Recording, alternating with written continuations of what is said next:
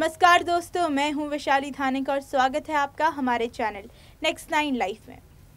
विश्व प्रसिद्ध रथ यात्रा जगन्नाथ यात्रा 20 जून से शुरू हो गई है। हर वर्ष भगवान जगन्नाथ की रथ यात्रा आषाढ़ मास के शुक्ल पक्ष के दूसरे दिन निकाली जाती है और शुक्ल पक्ष के 11वें दिन ये समाप्त होती है। 10 दिवसीय रथ यात्रा का कार्यक्रम किसी त्योहार से कम नहीं होता। इस रथ यात्रा में देश विदेश से लाखों की संख्या में भक्त पहुंचते हैं। रथ यात्रा में भगवान जगन्नाथ के साथ साथ उनके भाई बलराम और बहन सुभद्रा भी होती हैं और तीनों के लिए अलग अलग रथ का निर्माण होता है।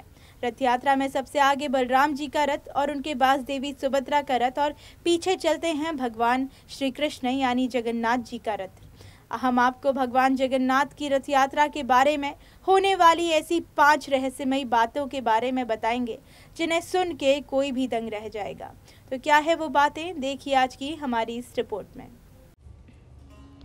भगवान जगन्नाथ की रथ यात्रा ढोल नगाड़ों की थाप के साथ निकाली जाती है और उत्सव जैसा माहौल होता है।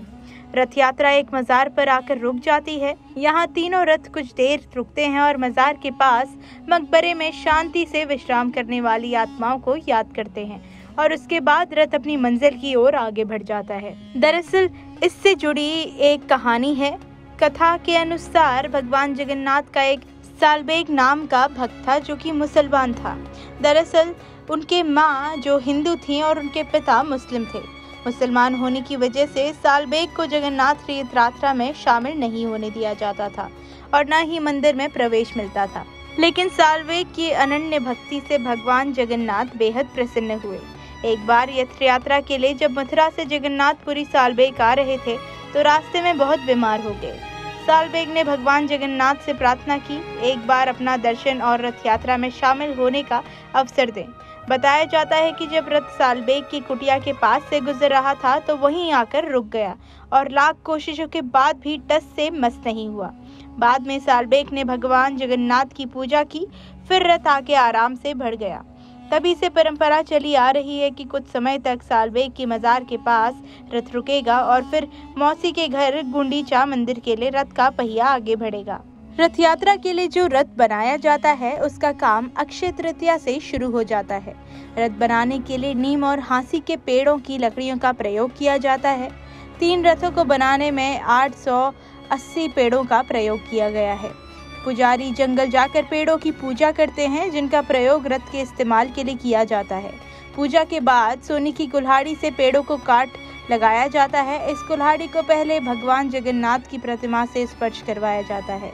सोने की कुल्हाड़ी से पेड़ों पर कट लगाने का काम महारणा द्वारा किया जाता है। जगन्नाथ रथ यात्रा के तीसरे दिन यानी पंचमी तिथि को हेरा पंचमी का विशेष महत्व है।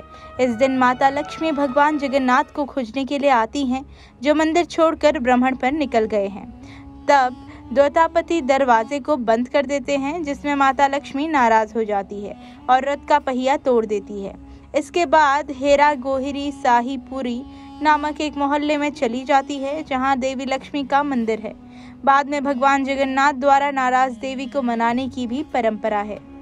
रथ यात्रा एक सामुदायिक अनुष्ठान पर्व होता है। इस मौके पर घर पर कोई भी पूजा नहीं होती है और ना ही किसी तरह का उपवास रखा जाता है।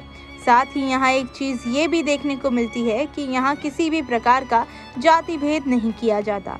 जगन्नाथ मंदिर वापस पहुंचते समय सभी प्रतिमाएं रथ में ही रहती हैं। आषाढ़ मास की दशमी तिथि को जब रथ मंदिर की ओर प्रस्थान करते हैं तब रथों को वापसी के लिए इस यात्रा को बहुड़ा यात्रा कहते हैं।